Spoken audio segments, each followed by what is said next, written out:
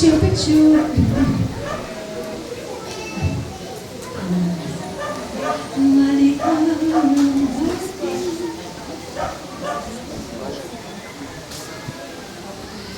Happy birthday to Kapit Kapit.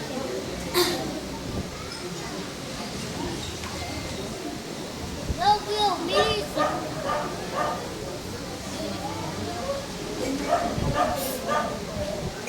Nababalang sa pangalan.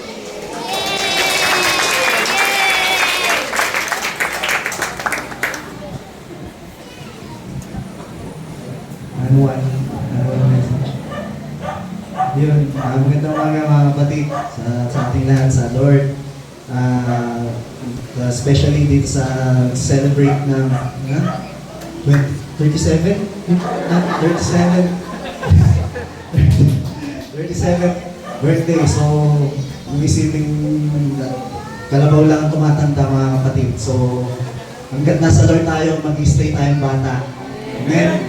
So, wish ko ay kay Pastora ay masabi na nilang lahat. Siyempre, aanin natin yung financial blessing kung yung health naman natin is mababa, di po ba mga kapatid? Sabi nga nila, health is wealth. Tama po. So, yun yung pinaka-hinihiling namin. So, pinag-pray namin na umigi yung kalagayan niya, mabawasan yung meds niya, mabawasan yung iniintake niyang gamot. So, salamat sa Panginoon. Hanggang ngayon, si Pastora walang opera, walang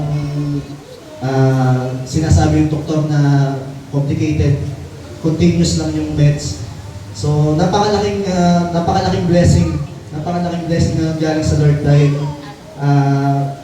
hanggang ngayon, natuturuan pa rin tayo ng beloved Pastora natin na sa Word of God every Sunday. So kahit masama yung pakiramdam niyan, kahit may problema sa bahay yan, iniiwan niya lahat yun para lang makapagbigay sa atin o makasunod sa Lord na makapagbigay ng Word of God para po sa atin. At kaya mga kapatid, hinihiling ko rin po sa inyo na huwag natin sayangin yung every Sunday na pumunta tayo po sa church.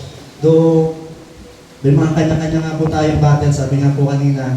But still, unahin po natin yung Panginoon po para po sa masupport din po natin yung ating beloved Pastora. Yun lang. Happy birthday, Ma. God bless po and long life.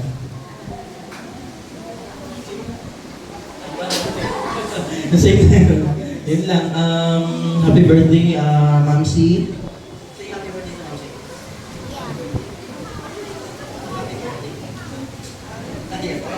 Yan, happy birthday, Ma'am C. Sana mas malakas pa physically, especially spiritually po. Nandito lang kami lagi, nakasuporta, chat ka lang. Kung may kaya naman, bakit hindi, di ba? And sa buong congregation, thank you po ulit sa palaging suporta po, lalo na kay Ma'am C. At sana mas lumakas pa, mas lumusog pa, masipagan na uminom ng gamot hanggang sinasabi ng doktor. Kahit ano yan, kamalman. Hindi. Pero kaya yan, sunod lang sa doktor, wag matigas ulo. At syempre, sunod lagi sa Lord. Ayun yung pinaka-importante. Okay? Happy birthday, Ma. Yun lang, no more mahabang messages na. Happy birthday, Ma. Nahiga siya. Thank you po.